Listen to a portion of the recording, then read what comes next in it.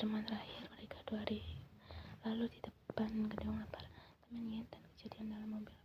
Waktu itu, selama juga wanita itu juga menunjukkan batang hidungnya pada Taeyong, membuat pria berusia 24 tahun itu terus saja memikirkan dirinya tidak fokus dengan pekerjaannya. Kalau sedang ada masalah, Taeyong berhenti mengikat pelipisnya menatap sosok laki-laki yang duduk di hadapannya. Aku hanya sedikit pusing memikirkan kasus yang kutangani, jawab pria itu pada lelaki bersuara hitam di depannya. Seorang laki-laki bersuara hitam itu duduk di samping Taeyong, bergabung dengan 2 lelaki tampan itu. Jungkook kini menatap bingung 2 sahabatnya yang memasang rok yang sama, terkesan seperti seorang yang memiliki masalah hidup yang berat.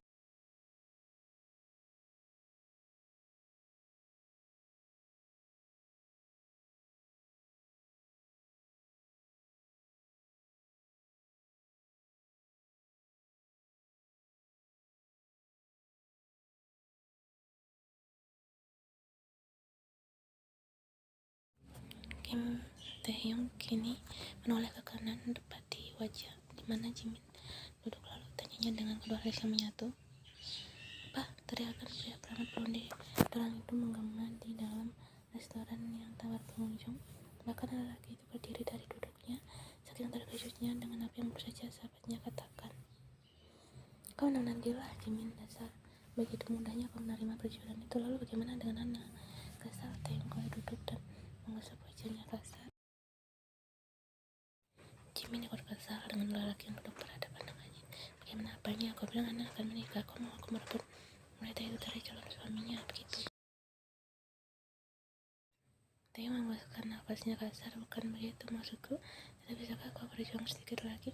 Aku yakin gimana tak mungkin secepat itu melupakanmu. Bagaimana jika dia juga jodohkan? Kau masih punya kesempatan," jelas Taeyong berusaha menyadarkan sahabatnya.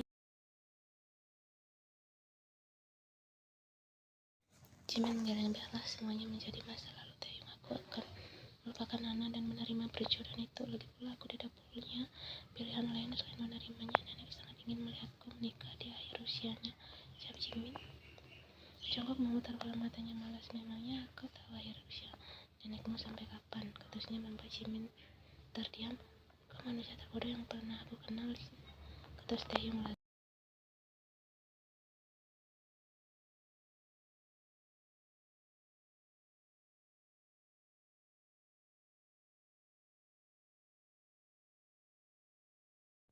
Fokus Taeyong lalu tertuju pada seorang laki-laki yang keluar dari butik yang ada di depan restoran Jungkook. "Hei, bukankah itu calon suami Ana?" Bekik Taeyong membuat Jungkook dan juga Jimin mengikuti pandangan pria itu keluar.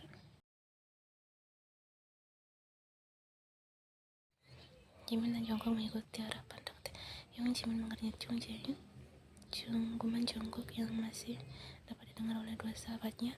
"Kau mengenal calon suami Ana?" kaget Taeyong. Lelaki itu mengangguk, "Dia adalah investor baru untuk pembangunan hotelku di Jeju," jawab Jimin. Taeyong dan Jungkook tentu saja terkejut dengan jawaban yang terlontar dari mulut sahabat mereka. "Wah, dunia benar-benar sempit," ucap Jungkook merasa tidak percaya. Sedangkan Taeyong dan Jimin terdiam, masih fokus pada mobil mewah yang kini meninggalkan pelataran butik itu.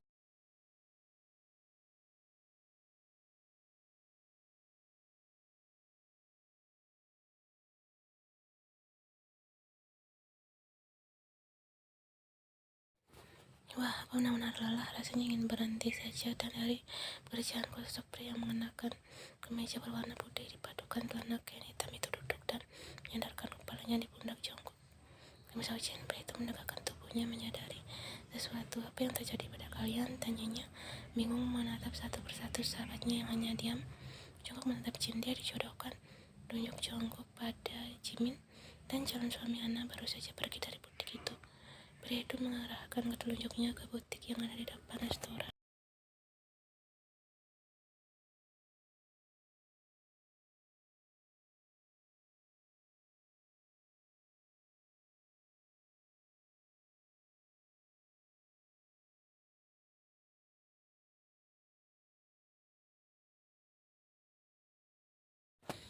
"Wah, tebak," Jimin menutup mulutnya tak percaya. Jimin tiba-tiba berdiri dari duduknya. "Aku akan pergi," ucap pria itu segera melangkah keluar dari restoran. Jungkook meninggalkan ketiga sahabat menatapnya. Dia pasti sangat patah hati, ucap Jin. Tapi bukankah ini sangat janggal? Taeyong tiba-tiba berkomentar. Coba kalian pikirkan gimana bisa dengan mudah melupakan Jimin hanya dalam waktu 2 bulan. Itu tidak mungkin, jelas Taeyong.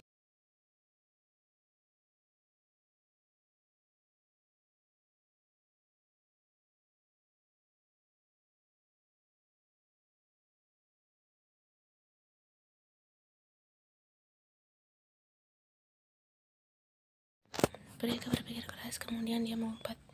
Aisyah, hubungan mereka benar-benar membuat kepalaku pecah. Kesalnya, Jin memutar bola matanya malas.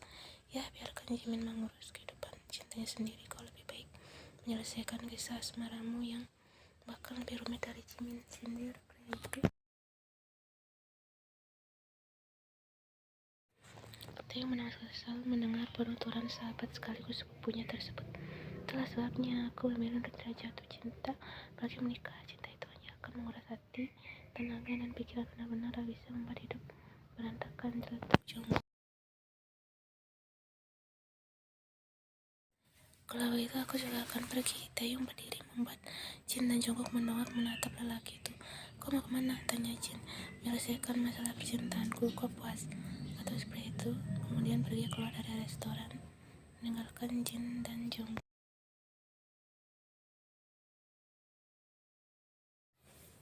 Merasa berdua adalah pria terbodoh yang pernah ku kenal, sipir Jin sambil menggelengkan kepalanya.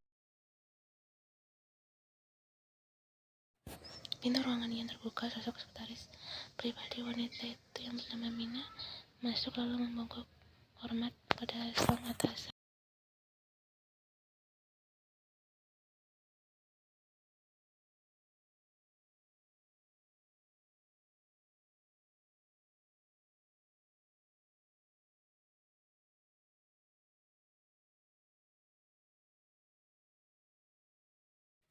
Apa yang Anda lakukan di sini, pengacara Kim? Bukankah kita sudah punya janji temu hari ini? Tanya Yen tanpa mengalihkan tatapannya dari layar komputer. Aku ingin menyerahkan ini padamu, ucap Taeyong meletakkan sebuah map coklat ke atas meja Yen. Saat itu juga Yen menghentikan kegiatannya. Wanita itu mengambil map yang diberikan Taeyong tadi, kemudian membukanya. Yen membaca isi kertas tersebut, lalu mengangguk mengerti. Terima kasih, ucap wanita bermarga. Han itu kembali memasukkan kertas tersebut ke dalam map dan meletakkannya kembali ke atas meja.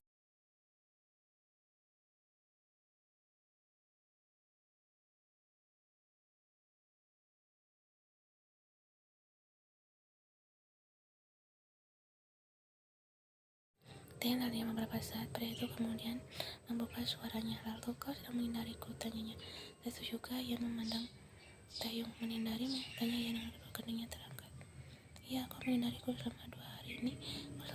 Kau sama sekali tak menghubungiku, bahkan kau tak lagi datang ke kantorku, jawab Taeyong. Tawa Yan pecah. Saat itu juga, kenapa kau harus menghubungimu setiap hari? Pengacara Kim, tanya Yan masih belum diketahui.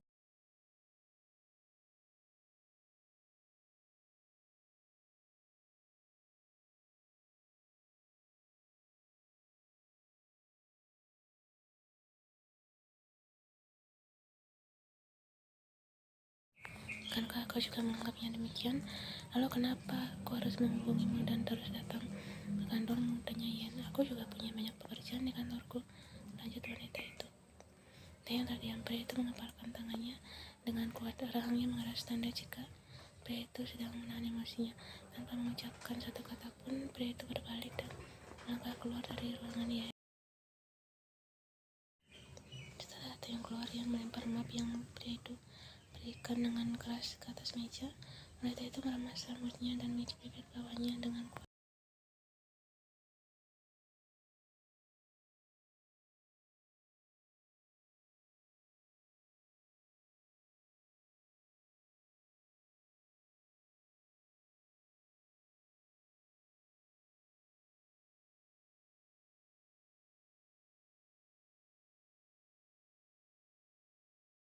Beberapa saat kemudian, pintu ruangannya kembali terbuka. Apa aku mengganggumu? Tanya Tuan Han ketika masuk ke dalam ruangan Hana lalu duduk di sofa yang ada di ruangan tersebut. Tidak, aku perlu ada apa kemari? Saya ingin bergabung, duduk di depan Tuan Han.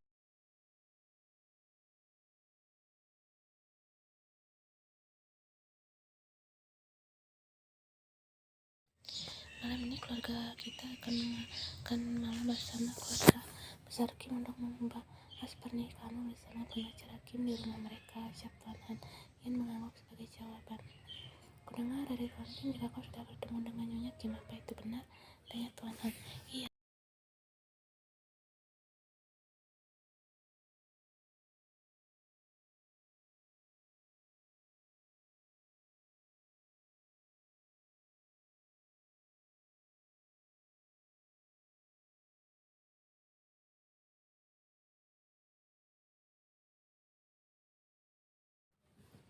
Ya, aku tahu, jawab Ian.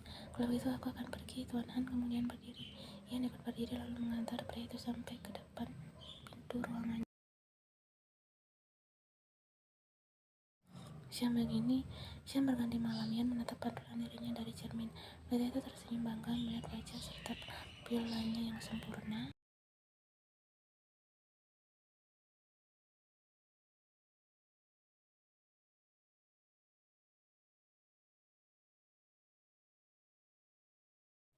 Seorang pria berdiri di depan pintu tersenyum.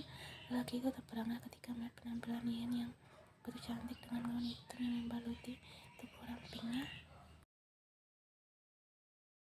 Seperti biasa, gadis kecilku sangat cantik, ucap pria itu yang berhasil mengundang dengan kesal Ian. Ajak lelaki itu. Ian mengangguk dengan senyum mengembang, meraih lengan pria itu kemudian pergi dari apartemennya. Berjalan menuju rumah utama keluarga Kim memakan waktu sekitar 20 menit. Ian tersenyum keluar dari Porsche putih yang membawanya dengan selamat sampai ke kediaman keluarga Kim tersebut. Seorang pria di balik kehidupan juga keluar. Keduanya lalu berjalan masuk ke dalam rumah besar keluarga Kim. Maaf, kami sedikit terlambat, ucap pria yang berdiri di samping Ian ketika keduanya sampai di ruang makan. Meja makan tersebut kini diisi oleh dua keluarga. Tuan Han beserta Han Sung dan Han Soi berasal dari sisi kiri, sedangkan Tuan Kim, Nyonya Kim, lalu ada Taeyong dan Jin bersama orang tua duduk di sisi kanan. Tidak apa-apa, Ian duduk, ucap Tuan Kim. Taeyong duduklah di samping paman. Selanjutnya lelaki. Taeyong dan Ian menunggu keduanya duduk di tempat masing-masing. Ian membuang muka ketika tatapannya bertemu dengan Taeyong yang duduk berhadapan dengannya. Oma dan aku minta maaf karena tidak bisa hadir malam ini, ucap Taeyong pada adik dan ayah dari ayahnya itu.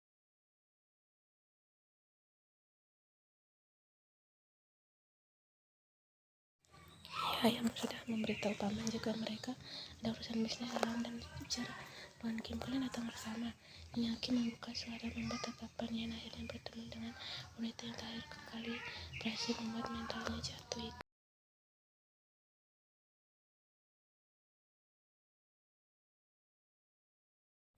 Kami tak sengaja bertemu depan, jawab Taeyong memandang Ian dengan senyuman. Dan saya sangat terkejut, ternyata calon istri Taeyong adalah Ian, ucap pria itu sambil terkekeh. Kalian saling mengenal, tanya Tuan Kim. Kau pernah menjalin kerjasama dengan Hana 3 tahun lalu dan mereka berdua mengerjakan proyek untuk Tuan Han, menjawab pertanyaan Tuan Kim tadi. Wah, benarkah? Tanya Tuan Kim sambil tersenyum tak percaya.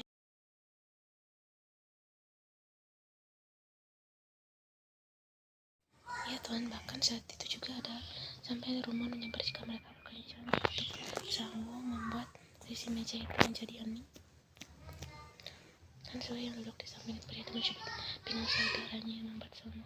Akhirnya sadar dengan ucapannya itu hanya rumor belaka. Lanjutnya, itu bisa saja terjadi, seru Tuan Kim kembali tertawa.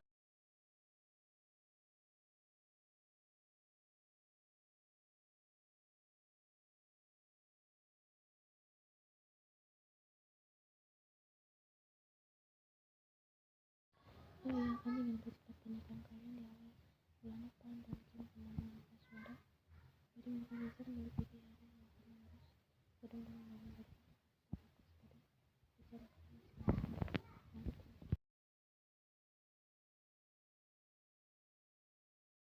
pada Kecuali untuk urusan cincin dan gaun pernikahan, kalian bisa memilihnya sendiri. Kini sosok wanita yang duduk di samping Ibu Taeyong yang berbicara. Ia tersenyum pada wanita itu. Dia adalah sang ayah ibu dari Kim Soo-jin, pemilik wedding organizer yang akan mengurus pernikahannya dengan Taeyong.